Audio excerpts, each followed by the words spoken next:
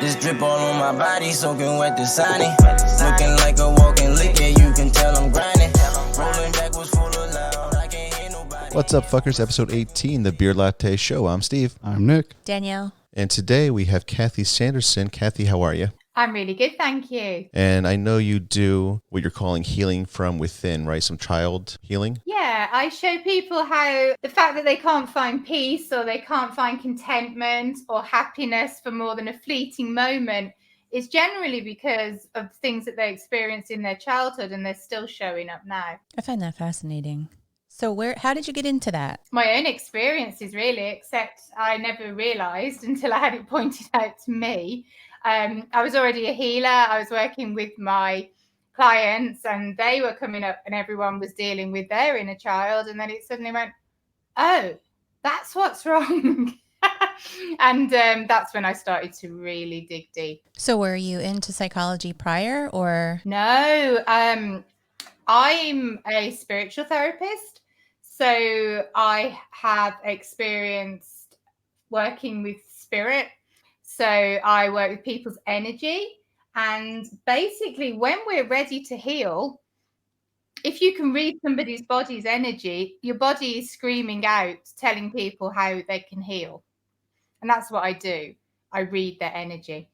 No, and is it visible? Is it a visible read or is it something that you... It's just a kind of knowing. It's really strange. It's like somebody's talking to me and they're telling me what's going on in their life. And I'm suddenly just given an age and a kind of vision that relates to my childhood normally so that I can know what's going on for them. Wow, that's pretty cool. And has this always been part of your life or? Oh, no. If you'd have told me even 5 years ago I'd be doing what I was doing now, I wouldn't have believed you. I'd have thought other people did it, not me. I only sort of like realized I could read energy or feel energy about 15 years ago. And, you don't really know what to do with it. So you do ghost hunts and those types of things. And I went to a spiritualist church and sat in circle for a while and I can give readings and things like that. But I went to a healer and they told me I could heal. And I was like, no. And here I am. That is pretty cool. But you've always been a spiritual type. No. No. Not until, no. Well, Everything's surprising. Yeah, really, because I was in a Brethren church from the age of 4.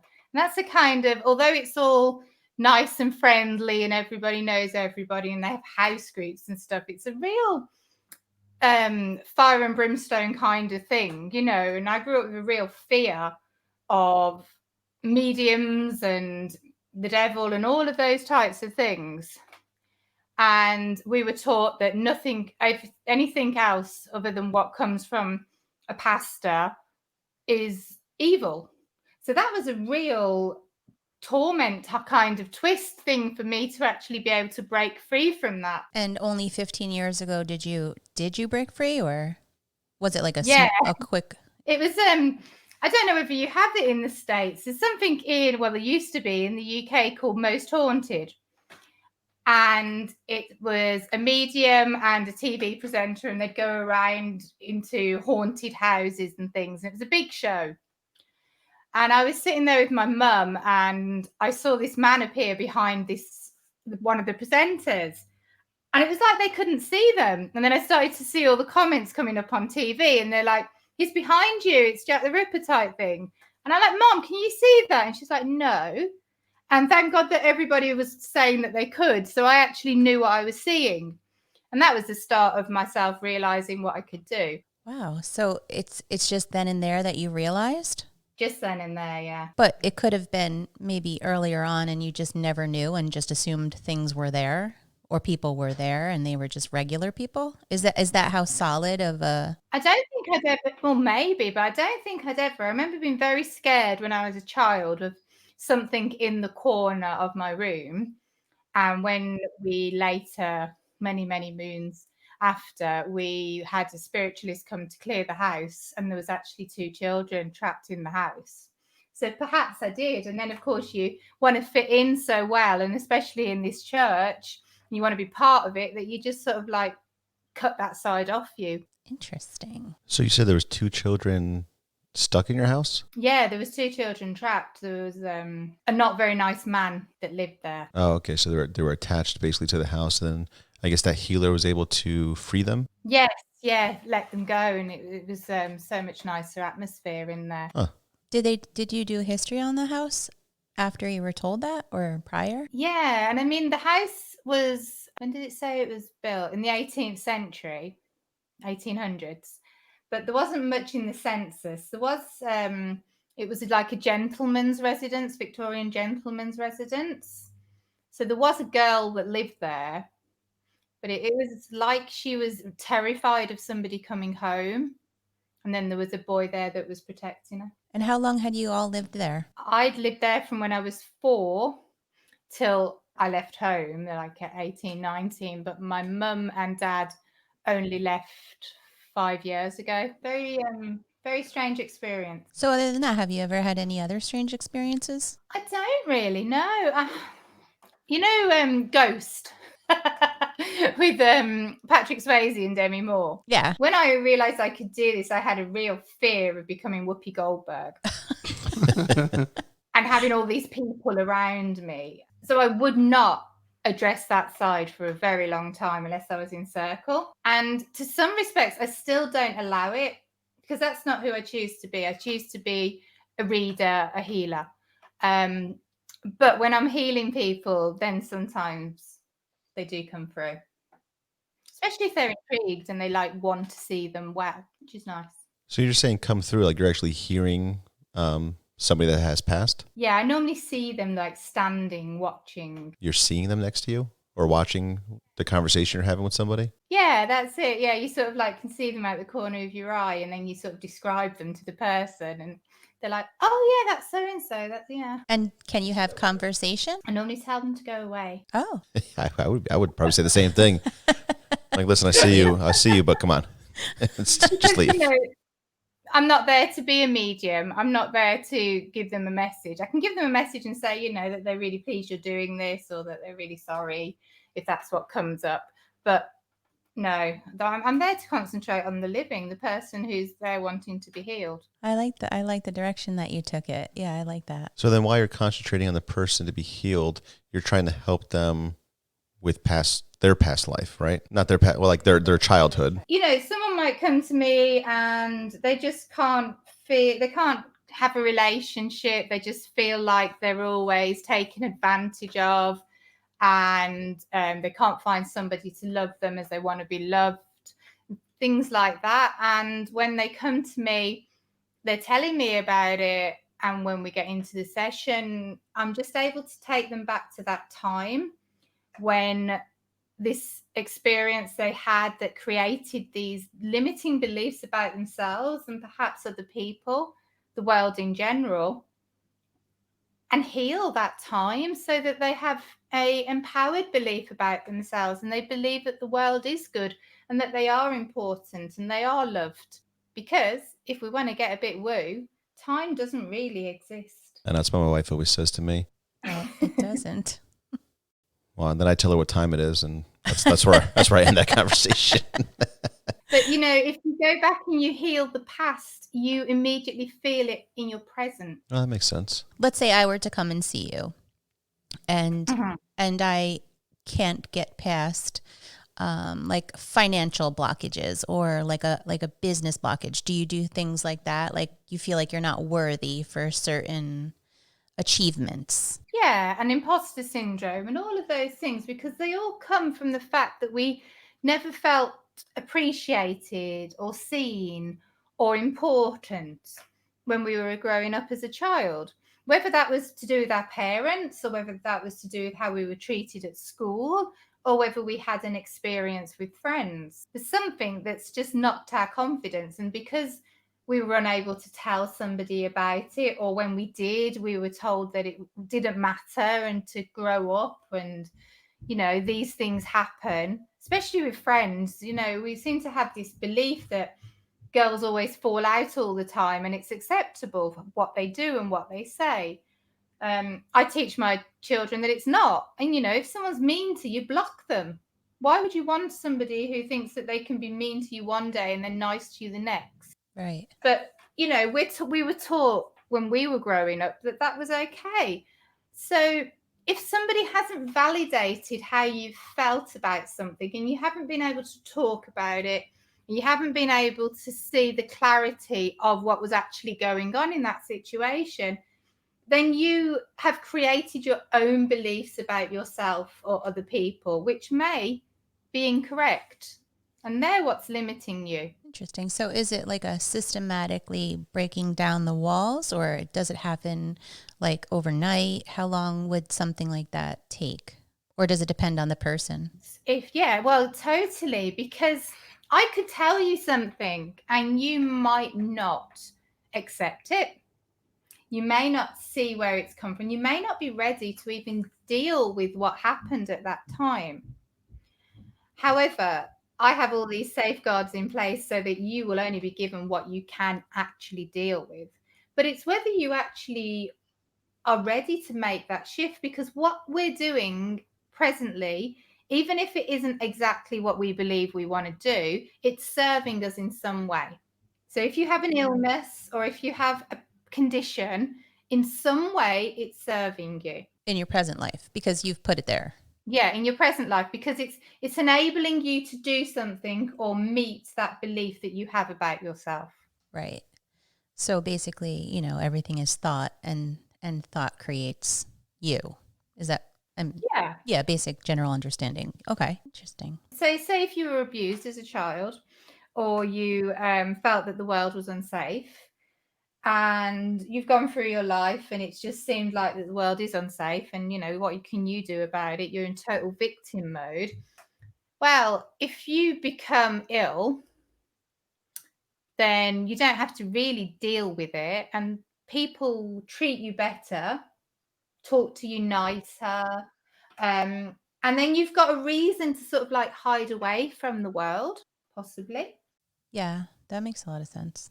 So then, you know, if that person isn't ready to give that up, then the healing takes longer. Now, you said you had a challenge. What was that going to be? Oh, yeah, the challenge. So it's actually tomorrow. No, it's Monday. I'm just finishing off writing about it. But it's to enable people to see, because so often we're taught that time heals. We're taught that what happened in the past is the past. Don't rake over the past. Right. The past has no power over us now. And it's my belief that that's complete and utter rubbish. And if you've got something that you've not been able to fix with medication and physiotherapy or talk therapy or things like that, then this is to show you how much your childhood is affecting you. So we go through ways how it could affect you and how to find out what possible experiences you could have had and pull those into your awareness, because once you pull something into your awareness, it's there and you can notice it, and then you can choose whether you want to do something about it. I know this might take this for a weird turn, but do you think that like a lot of serial killers are coming from like just a terrible childhood? Well, I could tell you that Hitler's dad was the bastard son of a Jewish landlord who emotionally and physically, cripplingly abused him and humiliated him and shamed him through all of his childhood. So yes. Well, she could tell you that. Biggest examples of a wounded inner child and an adult still acting out their childhood. It's narcissistic mothers have a lot to answer for. But you see, a narcissistic mother has only been treated by a narcissistic grandmother. You know, it's these generational chains that just carry on until somebody wakes up and chooses to break those chains, realizes that that life that they lived wasn't right, that how they were treated was wrong. And you think it's possible for people to just not care about their past? You know, regardless of how they were treated, they choose to do what they want to do regardless of how, you know, how their past was? Well, yeah, because, you know, a whole group of siblings can experience the same kind of childhood upbringing, and it could just affect one And there's lots of reasons for that. It's about how they perceive themselves, how they have been treated by other people, how they've had in their past life. Have they come back to, kill some karma? It's everybody perceives things differently. It's just about everybody understanding that even if two people. So I run inner child workshops, and this was brought home to me and everybody attending so well that one person I've got a lovely farmer over the road from me. I live in the countryside, and he lets my participants park at the car park in the farm. So one of them parked their car and they encountered this lady, and they came in and they were really flustered, and they said how rude she was and how uncomfortable she'd made her feel. And then another participant came in, and I actually asked them, had they encountered this woman? And they said, oh yeah, this lovely lady, she showed me where to park and everything. Which just goes to show that people can experience situations in such a different way. Potentially based off of how they're feeling at that certain time, maybe too. Yeah, how they're feeling and the beliefs that they have about themselves and the beliefs that they have about other people. Now, these two people were coming to work on their inner child, so they all had experiences in their past, but they still saw this woman so totally differently. Right. Well, everybody's perception, well, we talk about that a lot. Everybody's perception is completely different. No matter who you are or what you're doing, everybody's seeing things in a different way. We're all living a different life. And I'm starting to think it could be skewed based off maybe how you woke up that day. You had a good night's sleep, your breakfast was good, and you're happier. You have a shit cup of coffee or something, and maybe you're just mad the rest of the day. So then anything you experience could be differently. If you've done that, you're not going to see the world in the same. If you've done that, so maybe your alarm's gone off late and you've got up and then your clothes aren't ready and they're still in the washing machine because you forgot to put the washing machine on or the dryer on. And then you can't find your keys and there's no milk for your coffee. And you get to work late and you're mounting a pile of work and your boss comes over to you and starts saying, you should have had this done.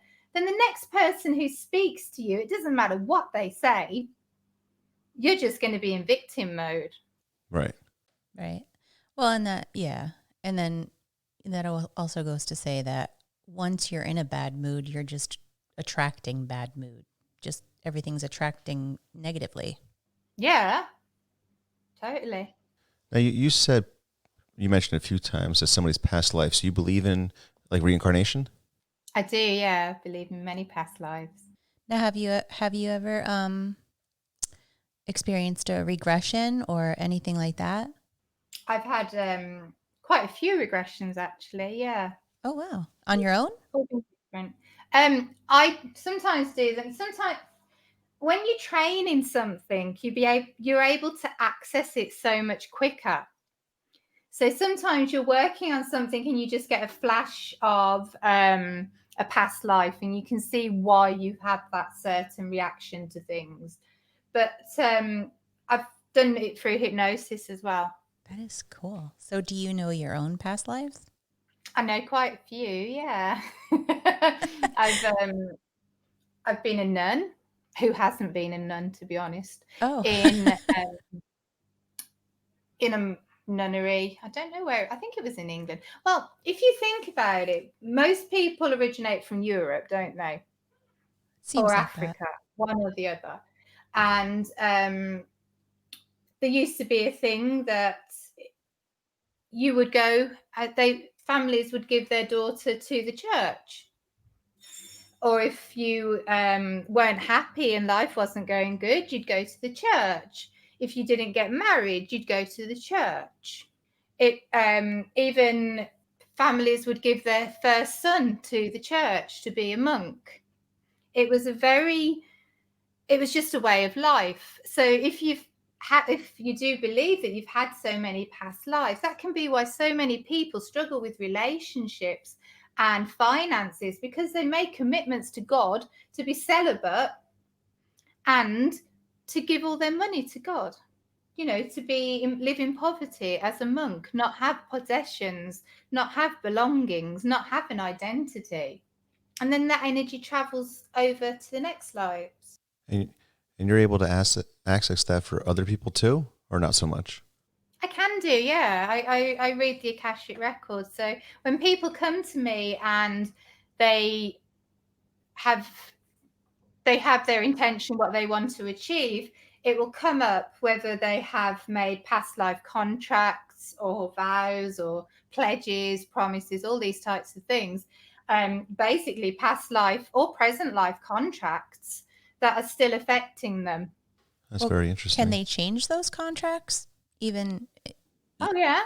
even if it's a present life contract? Wouldn't a contract be a contract, or? Well, it's a contract then. However, you've chosen to live your life differently. So once you realize that you made that contract, so perhaps you were a single mum and you just had your baby and you made that pledge that you would work so hard so that he had everything that he needed. And you got out of your council flat and you made a good life for each other. But what happens when you've made that life and everything's going well, but you just can't actually take your foot off the gas?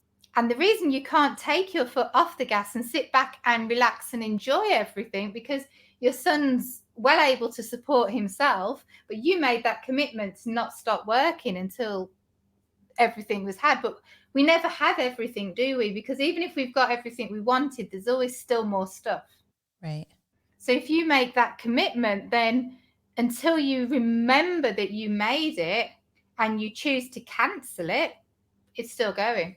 But once you become aware of it, you can understand why you were so driven. So the clients that you would have, they would become aware of it through you, but would it be harder for them to understand because it's coming from you, or do they get a full understanding once it's told to them? Oh, they get a full understanding because, like I said, I read their energy. So it's ready to come up. And also we forget, we have so many thoughts going through our head every single day that we forget everything we're saying, really. And it's only when we're reminded and it's brought to our mind again, to the forefront of our mind, that we remember. That's interesting. And so can you do this, like, let's say, could you do this with me? Like you and I, we're oceans apart. Or do you have to be seeing the person in Oh no, I in can person? do it just through energy, because energy is energy. So I have clients across in America, Australia, in Europe, Wow. wherever. And you can feel their energy from where you are, or see their energy, or understand their energy from where you don't. Do you need a picture or some type of? No. Or really, how does that work? We don't have any bad energy, do we? No, I keep my barriers up.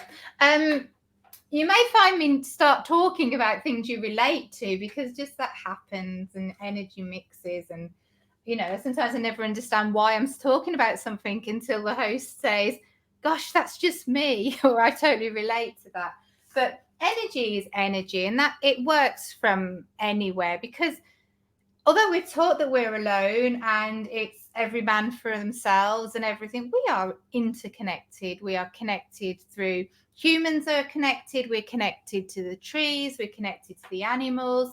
We're connected to everything. Yeah, which is why we should be better to our planet. Totally. Better to our animals, better to the planet. Look how much the earth is thriving since we all went into lockdown. Isn't that amazing? I mean, I don't know if everything's true, but I mean, just how much less pollution we're using, and it makes my heart happy to hear all the things that I'm hearing. Again, I'm not sure that there's dolphins swimming through the Vienna canals, but I'd love to see pictures of that. yeah. But I do know that, we were in lockdown for 6 weeks, and we had 6 weeks of glorious weather because there were no planes in the sky. Ah, that's also another thing. Yeah. Less air traffic. That's it. So how do we know how much it's affecting our weather? I mean, we're in the UK. We're not really meant to have glorious weather. But then it went a bit funny for a few days, and then it came back again. And, we've had such really fantastic weather. And now the planes are starting to go in the sky again. It's changing. Huh. That's a little crazy. That's good. Well, Yeah. yeah, maybe the climate will change now forever. Maybe it will be a new climate, not only just with weather, but with everything. And with people becoming more compassionate, I just hope that people push past this fear and they just become more compassionate for everybody else. And then that automatically raises the vibration of the earth. So the earth will be healing and it will be happier. She will be happier. It does sound nice, but for me, I don't foresee that. Why? Well, I go back to 9/11 here. Everyone was together at a time. It was a horrible time for a lot of people. Everyone came together, and it didn't take too long for everyone to start being like assholes again and forget what really happened. Yes, but when you look back on that time, everybody's was one. Everybody was happy. People smiled at one another, and people were Right, my point is they don't do that to the extent they used to anymore. So this time could be the same. I hope it's not. I hope people decide to be better people.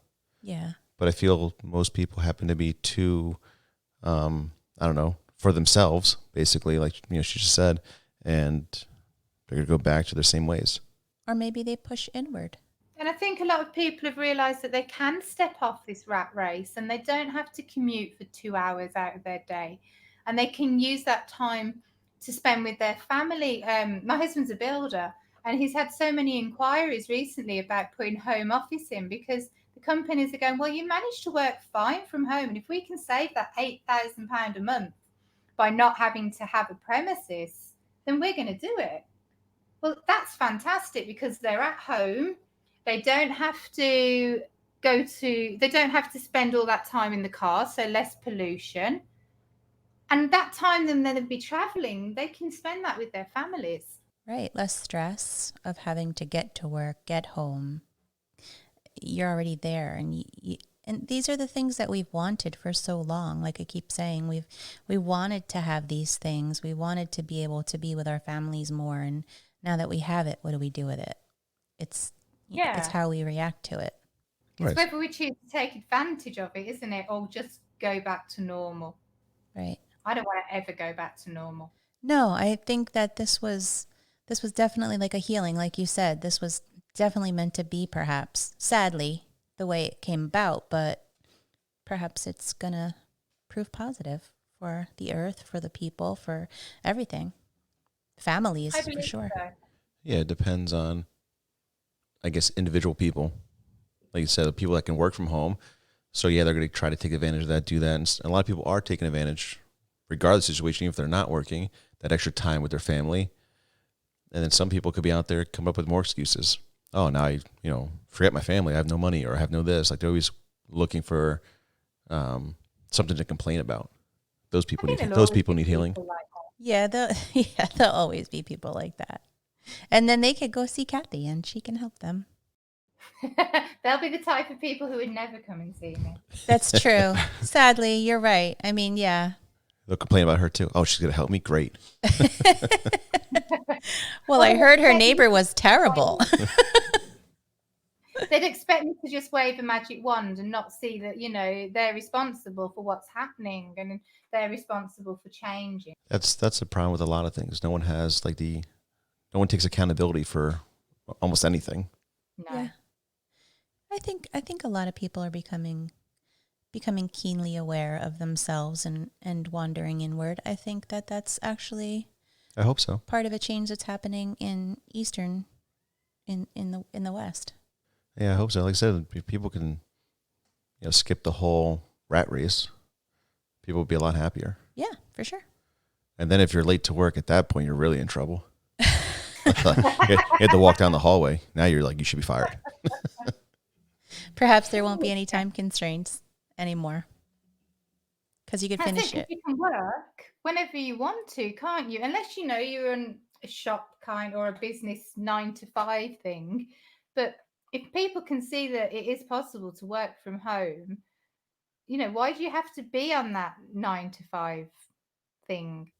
I wonder how that will work out with the schools. I don't know how you guys are dealing with it, or if you've already, or if you're going through the same same situation that we are? Like, are we all teaching our children? Are you guys online with your schools?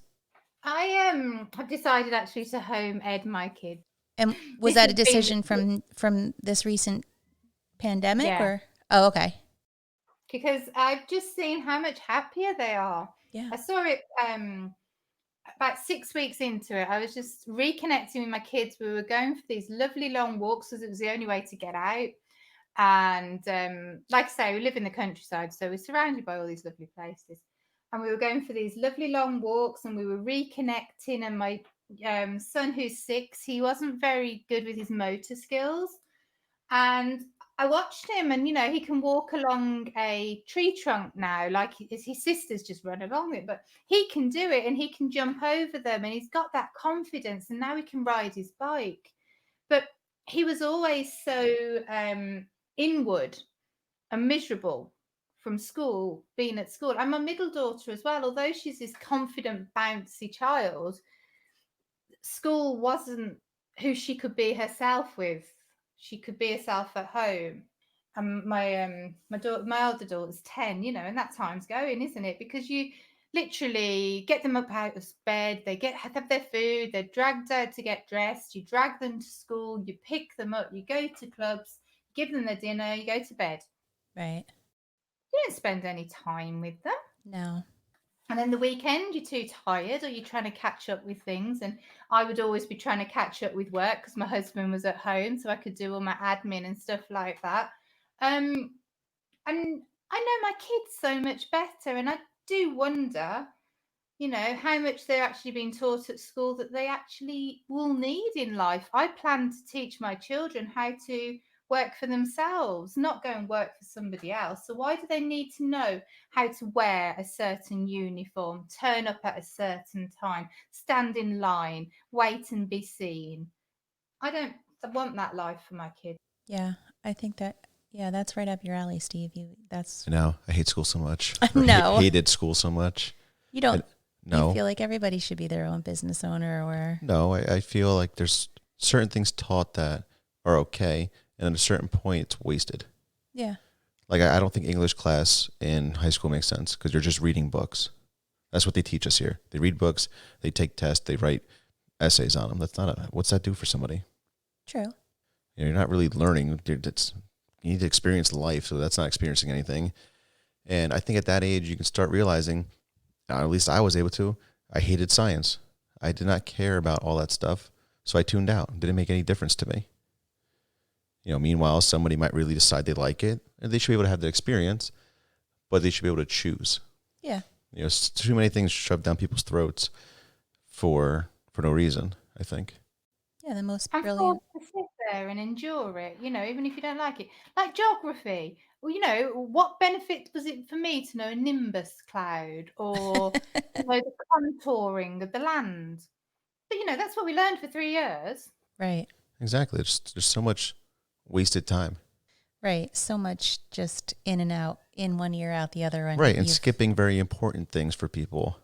Yeah. Like maybe helping to build somebody's credit or, anything, some life skills of those, different ideas like that. And today is brought to you by Saucony Brewing out in Kutztown, PA. We have a few beers to try from them. The first one is what they are calling the Stonefly. It is an IPA, 6.8% alcohol in it. Super amber in color. Yeah. I'm an IPA fan now. I really like it. It's more mellow. Yeah. Not too fruity, not too hoppy. That's perfect, I think. Yeah, it's right in that like middle range of IPAs, like more than a beginner IPA, but still not one that's gonna overpower you. It's one you could drink a lot of. Danielle, what are you rating it? 1 to 10 hop scale. I'm gonna go with a 7.2. Nick, what are you feeling? I'm at like actually around the same, like a 7.1. Okay, I was gonna go 6.8. All right. 6.8 on the 1 to 10 hop scale from me. And next up, we have what they're calling Unicorns Social Distancing, 6% alcohol.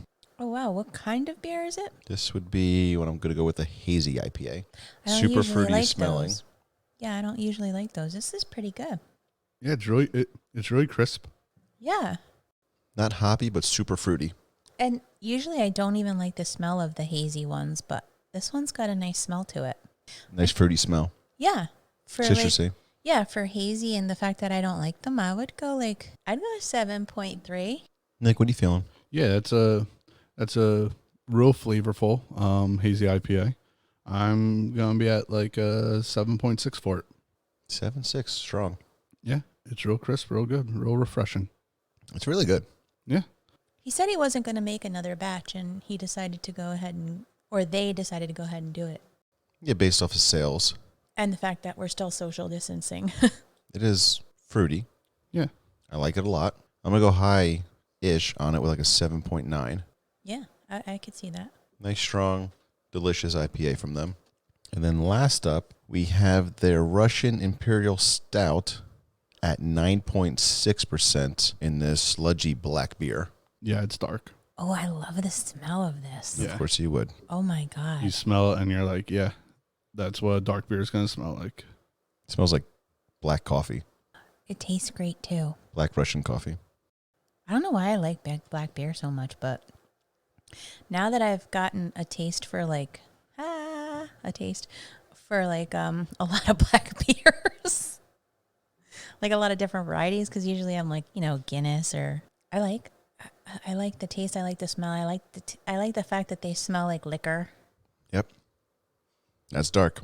Yeah. Yeah, I like it a lot. You smell like the hard alcohol. You can taste it. It's whatever barrel they kept it in. It's just dark. Yeah, that's really good. Well, Danielle, on Danielle's dark scale, where are you putting it on your hops? I would go like 8.2. Okay. Yeah, I like it a lot. Nick, what are you thinking on your darky dark beer over there? I'm probably lower. I'm gonna drop this one about like a 7.1. It's still good. It's still strong, but I don't know. I've yet to find a dark beer that I'm like, yeah, I could always drink that. That's my problem. My bias opinion of dark beers is just not. I'm just not a fan. Yeah, like I try to compare it to the other dark beers, but my whole mindset's still like, yeah, but I don't like that. Yeah.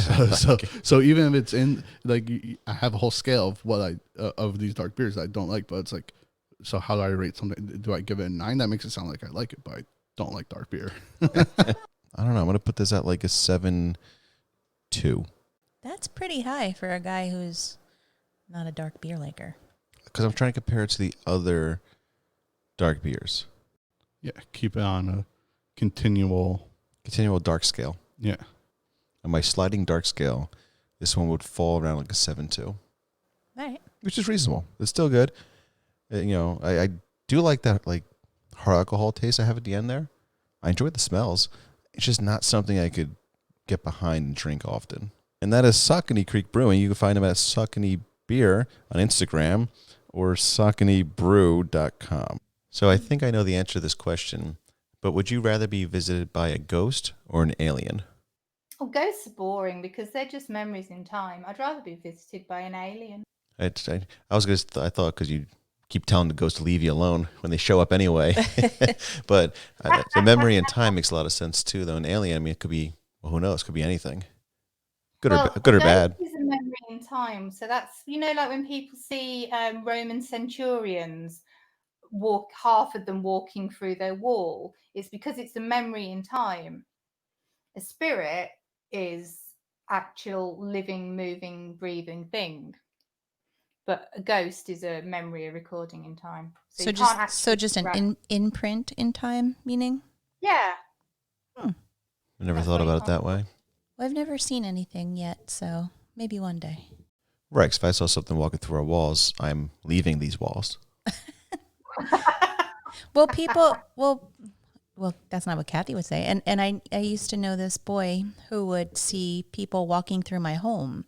And apparently my home was just full of people just walking by. And he'd be like, you don't see that? Like, he was Indian. I'd also stop talking to him. I no longer talk to him, but it was normal for him to see that. To see That's people. the thing, isn't it? If you're you're taught from an early age that what you're seeing is normal, you will always have it with you. So my daughter, she was one of a twin. The twin didn't develop, very early loss. So she had a imaginary friend from the age of 1.5, 2. And that was her twin. So they were very close, and her twin taught her things, energetic things, how to do things. But if we had have said, "Oh, don't be silly, there's no one there," made a joke of it, imaginary friend, then she wouldn't have developed those skills. Now she's a very, very skillful energy reader. You give her a picture and she can tell you about things in your home. But if we've done what so often happens to children and it's a big joke, or you're just told, don't be so stupid, there's no one there, and you go and sit on the chair and those types of things, then you're just teaching that child that what they're seeing isn't real, or it's laughable, or people laugh at them. So they don't develop those skills. What would you say to a child? Okay, I'll just bring up my daughter, for instance. She used to see things, and I was very open to the things that she would see. But then after a while, it was more like it was a fear for her. So I did kind of tell her, it's no big deal. It's, I don't see anything. Would you say that has repressed her in a way? Or, because as a mother at the time, I was like fearful for her in a way. Well, if she's getting scared, she doesn't need to see it, does she? So, you taught her a good thing, that she doesn't have to see the scary things. She can block them away. Oh, great. I'm glad you said that. There's one thing you did right. Good. Look at me. That makes a lot of sense, though, because you might as well block it out. And we had a paranormal author who sees ghosts often, and she said the same thing. Like, people that want to see it will always see it. If you don't want to see it, whether good or bad, if you don't want to see ghosts at all, well, you're just blocking it out. And even though they could be there, you will not see them.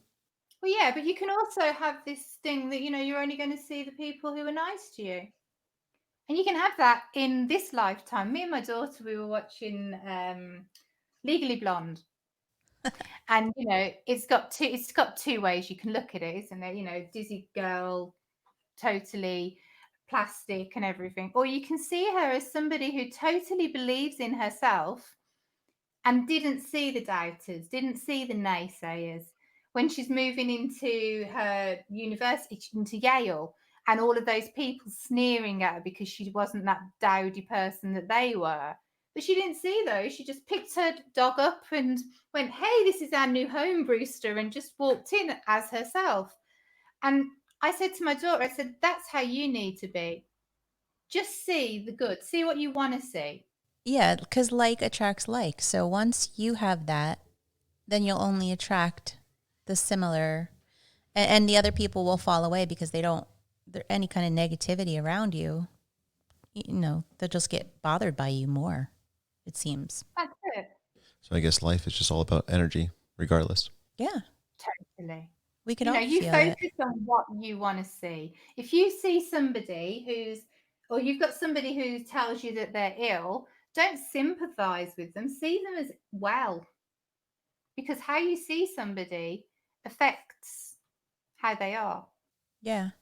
Yeah, I could see that in my own life. Like, for instance, yesterday and today, I've been feeling like, you get those days where you're like, oh my God, I got to keep pressing on. But then you start to feel happy. And then you're like, how did that ever even happen? And then the energy is lifted. It's freeing. So once you know how to fix it, that's just where your life can change. That's it, isn't it? It's knowing how to fix it. And also knowing that, if you want to have a day where you do nothing, that's okay. Yeah. That's what you need to do.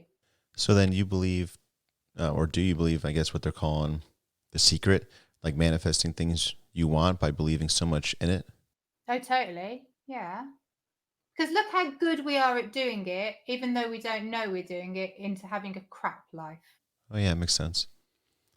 I laugh because I tell my husband, I think we talked about this on another podcast as well, but I tell my husband that I invented him. And I think I almost have him believing it because, well, there's an age difference between him and I. There's like a 16-year age difference. But when I was 16 and around that time, I used to have this mantra. I wanted to put it on my wall, but I never did. But I would always say, I need a witty, good-looking, well-dressed man. Later on in my years, I added wealthy, but it was always like a mantra I would like over and over and over. And then I found him. That's where my confusion And that's when he happens, was born, is what I'm saying. because I'm none of those. Yes, you are. So there's 16 years difference between you and your husband. Yep, 16, yep.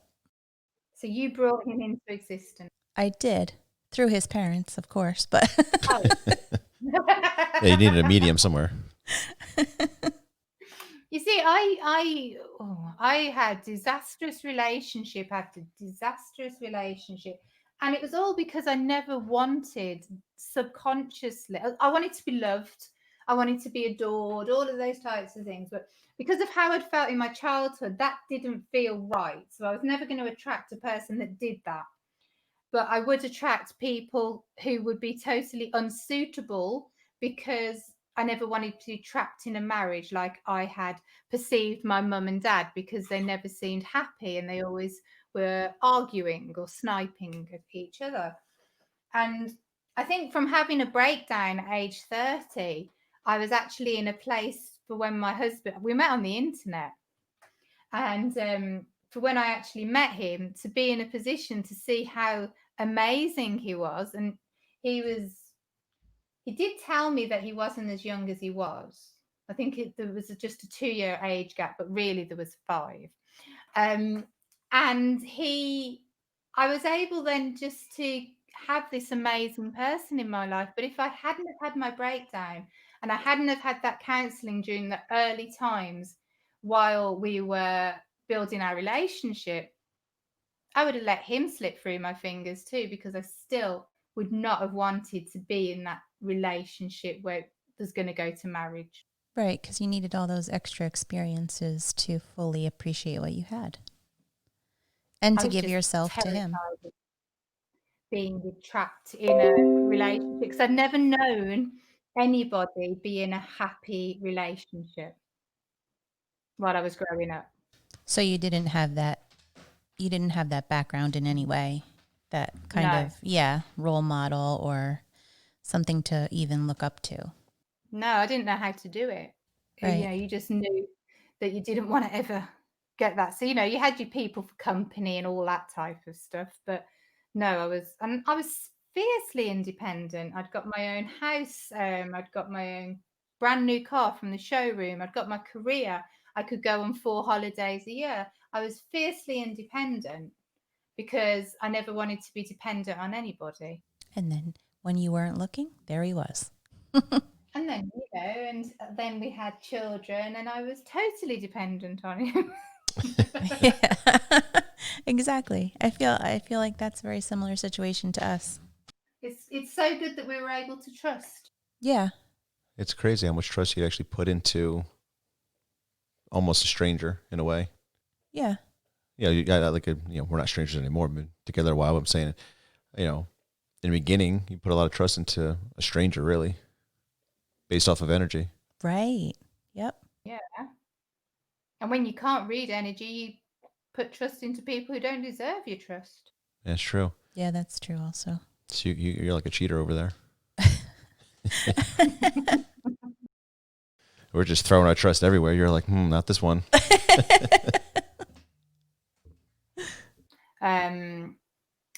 It's strange. It depends who you follow. And I used to follow Cryon for quite a while, and he basically spoke that you either incarnate as human or animal.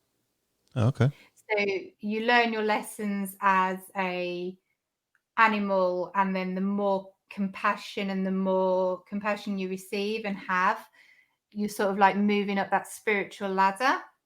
That makes sense. My belief is that you won't come. My kids love the belief that they'll come back as a bearded dragon or something, but that's not my belief. Yes, but if you think about it, then all lifetimes are on top of one another with what our beliefs are, so that, even if we were that bearded dragon, that we're presently now that bearded dragon. Does that make sense? Yeah, because, our soul is having multiple experiences at this very same time, and it just dips in. And, if you're doing something boring, it isn't going to stay with you. It's going to go and see what the other one's doing, and the other one's doing, and the other one's doing. It's just so mind-blowing. It's so hard to wrap your head around. It takes a while, doesn't it? I've had some amazing teachers, so it's helped me.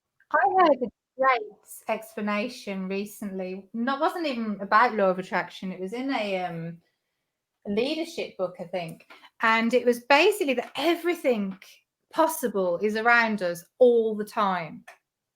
And it's what we choose to focus on that we attract into our reality. So there's a story everyone knows about the new car. As soon as you decide that you're buying that new car, you're going to see that car everywhere. Right. And it's not because you're the Messiah. It's because you just haven't noticed these cars before. And the same when you get pregnant, you notice everyone getting pregnant. Well, they were pregnant before. It's just that you didn't notice it. Right. So it's what you focus on. Right. That you bring into your reality. Exactly. That's what you were just saying the other day, Steve. When you were looking at your Ranger and then you saw Rangers everywhere. Right, just like when we got your car, like you got the Cadillac, and then there's like, oh shit, they're everywhere. Yeah. Oh, that's my car too. You just didn't realize it before. But yeah, it's perfect. That's a perfect analogy. So it's really helpful to understand it when it's broken down that simply, isn't it? It sounds easier than it actually is, because once you're trying to put it into practice and it's kind of a little forced, it's a little more difficult. And living, if you're trying to do that, you have to live as you would if you had it. Right. So if you're trying to be well and be free of a condition, then you have to live as if you are free of that condition. And that can be hard, because how would you know if you've had it? Like, I've had my type 1 diabetes since I was 12. How would you know to live without it? Right. Just, what do you do? Do you do the mocking of others and just pretend that it's not part of you? But yeah, you've still got to inject your insulin, and you've still got to think about when you eat and your food and stuff. So I often just think about the freedom that I'd have. And you've been putting this into practice with your type 1 diabetes? Not focusing majorly. Sometimes when I do Joe Dispenza, that's what I focus on. Joe Dispenza. Oh, yes, Dr. Joe. Yeah, that's him. Oh, he's fascinating. I love to do his meditations. So sometimes I focus on being no longer diabetic. Yes. On those. And I've had some amazing meditations doing that when I can really focus, and I've come away crying, but it's not very often that I manage to get that focused. Right. Yeah, that's the thing. Like, sometimes I imagine a whole bunch of money on my table. Yeah, that sounds good. Yeah, but it's just not there yet. Well, don't go spending it like we already have it. That's my job. Did you hear a story about his daughter who wanted to have a shopping spree, and how she just literally meditated and meditated on it? And she went into the store, and she went out, and this guy came over and said, "Are you the daughter of Joe Spencer?" And she said, "Yeah." And he offered her this thing, but she had to have the flight to somewhere to get it. And she went back and she asked him for the money. And he said, "No, that's not what you asked for. Get what you asked for." So she went back and she did it, and something came up, but it wasn't exactly what she was asking for. So he said, "No, you've got to get what you asked for." So she meditated on it and she meditated on it and she made it happen. I love the fact that, well, I mean, it's got to be a little easier for her because she's got a constant teacher. Yeah. But yeah. But I love that he has so many testimonials as well. I would love to see him in actual, well, not concert, but I'd love to go to one of his seminars. Totally. There's supposed to be one now.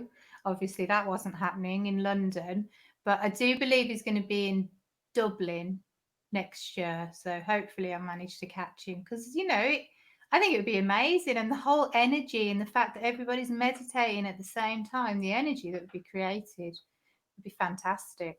Yeah. I'd love to be a part of that. Yes.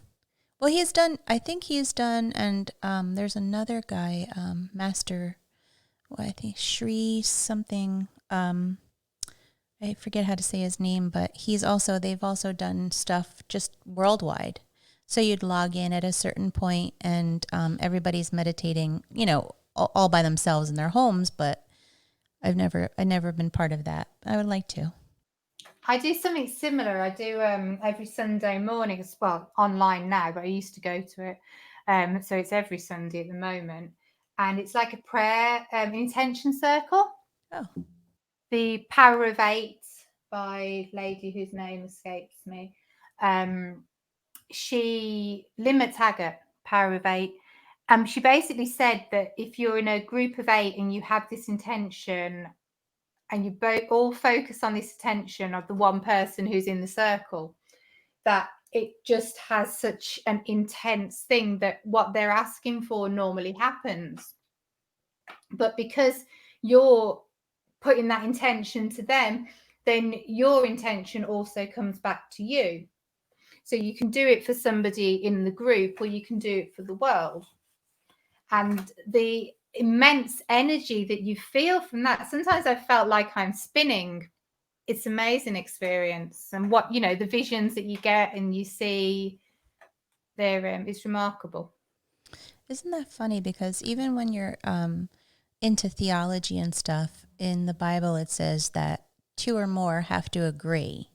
So if you put that into this lifestyle, I mean, it's the same kind of idea.